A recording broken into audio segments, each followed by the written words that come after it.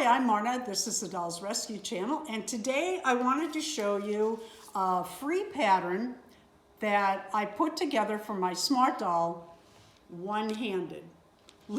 Literally, my left hand couldn't help out much at all. But that tells you a little bit about this pattern. This is made by Valarie at My Stitching Dollyverse, and it is a free pattern on her website. I'll leave that in the description. Really cute pattern. You copy it out. I always copy 2 patterns so that I can put my, I put this in a notebook and then I pin to it so that I have all of the information and the pattern.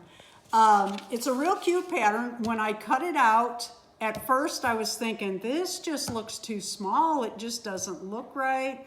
But it worked out great. And it was so easy.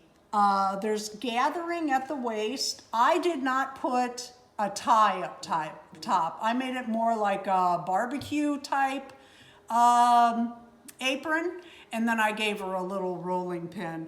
It ties in the back at the waist, and you can use about any fabric for this that you wanted. I just thought it was cute. I wanted to give it a shot, and I needed something to sew to see if I could. Not really, but it for this pattern, it worked out great. Thank you, Valarie, for this free pattern.